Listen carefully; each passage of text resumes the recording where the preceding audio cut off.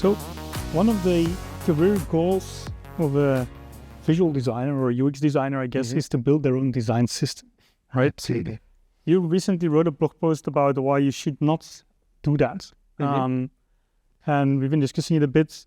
I think it's something that only in the recent years, it's not necessary anymore to actually do it yourself because there is tooling available to build your own system upon. Can you maybe dive a bit deeper into how that changed? I mean, I remember using something like Bootstrap material design, which was like a very good boilerplate to work with, but then designers still wanted to do their own thing and they were stuck with it. How did that change over the time? Yeah, I mean, it's definitely something that you should agree upon with the full team. So as you just mentioned, like designers tend to have like their vision of how the application should look, but I think it's important to take a couple of steps back and really think about like what phase is your product in. So if your product is still in a very early phase and you're trying to figure out like what your product is and you're trying to look for market fit, I mean, to me, it doesn't make sense to spend a lot of time on like creating your own component library, making sure that they have the distinct look and feel and the correct pixels and gradients that the designer wants, because at that moment, that's not really adding a lot of value to your product. And I mean, it's definitely easier to do now, as you just mentioned, because lately there have been a bunch of headless UI component libraries. And what the big difference there is that they provide you with the business logic, the logic of your UI components, but they don't dictate how the components look.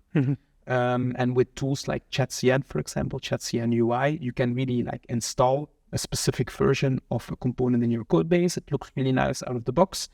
And if you want to tweak it, you have the code in your code base and you can tweak it in the way that you want. With previous solutions like Bootstrap and Design, they would look and behave like until like 80%. And then the last 20% was all in the node modules folder. And then you need to do like hacky stuff to make it behave like so on, or add extra classes or target specific classes within the components. And it was just like a pain to work with. So that's why I believe in that statement now, is that you can really build a very good looking product out of the box with like standard components and have the ownership of those components, to leave open the options to later tweak them to your likings. One of the things I think is the difference between UX and UI design. While UI design is really designing the buttons and UX is the flows, right? Don't we get like some kind of unified interface on almost all applications because of that? I mean, we see the same thing with Tailwind, just people copy pasting the Tailwind components, and actually all interfaces starting to look exactly the same. While if you go back 20 years, it was like a thing to have something different, right? Yeah, no, I understand, and I agree to a certain extent, but I don't think that it's like a choice that you need to take until your product is sold. Or I mean, there are definitely like steps that you can take there, or you can like, there's a lot of optimization options as well in these frameworks. But I mean, yeah, as you just said, like with Bootstrap, with End Design, with Material UI, like a lot of applications really looked like Material UI at one point.